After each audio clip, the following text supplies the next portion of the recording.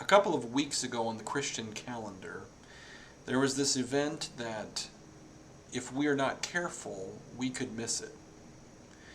It's one of the most important events on the Christian calendar, and it's this event called Pentecost. In the Bible, we see this in Acts, specifically in Acts chapter 2, where the Holy Spirit came and dwelled among the people. It's a similar event to whenever we see in the Old Testament in 1st and 2nd Chronicles, and when the Spirit of God comes and dwells among the people. But we're looking here now at a new kind of mentality in which the kingdom can be implanted inside of many people at once. Jesus was talking to his disciples in John, and this is where we're referring to right now, about how he's going to go away. He's going to die, he's going to suffer, he's going to ascend into heaven. That's what we know happened. But all they knew is that he was going to another place and preparing a place for them. So in John chapter 16, Jesus is alluding to the fact that there's going to be a Spirit that's coming, that's going to allow them to be guided. And just the way that Jesus was there in bodily form in one place at a time, and he kind of limited himself in what he could do as far as not being everywhere at the same time, physically. He was telling them of this new mentality in which he will be able to be in all places at once again. It's kind of weird we're talking about this right now or in this way, but hear me out, okay? John chapter 16, he's just gotten done telling about the suffering that he's going to go through, but he wants these disciples to hold steadfast, because there's a purpose behind all of this, and they just need to be patient.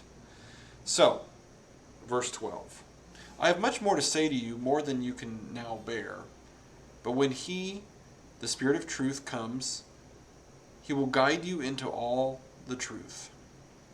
He will not speak on his own. He will speak only what he hears, and he will tell you what is yet to come. He will glorify me, because it is from me that he will receive what he will make known to you. All that belongs to the Father is mine. That is why I said the Spirit will receive from me what he will make known to you. So we're entering into this new mentality at this point, in which the Spirit of God is not held within one physical location, and that physical location obviously was the temple in the Old Testament, and then also that physical location was Jesus himself in the beginning of the New Testament. And Jesus is alluding to this time in which the Spirit will dwell and is just set free. I think it's important to talk about this, because sometimes we think of God as so remote and far away, and he'll let us know when he needs something. When in actuality, we need to give ourselves daily over to this whole process of the Spirit moving in and through and around and next to our lives. The Spirit can empower us to do things that we ourselves are not equipped to do, but he can, through his Holy Spirit, do amazing things through us. Yet there are sometimes we look in the mirror and say we're not worth it, or we can't do anything.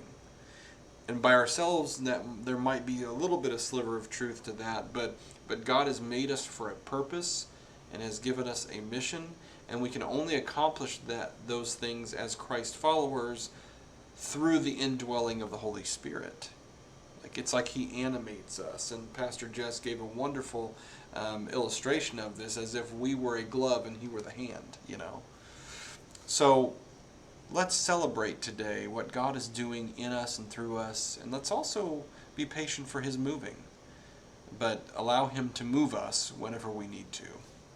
Have a great day.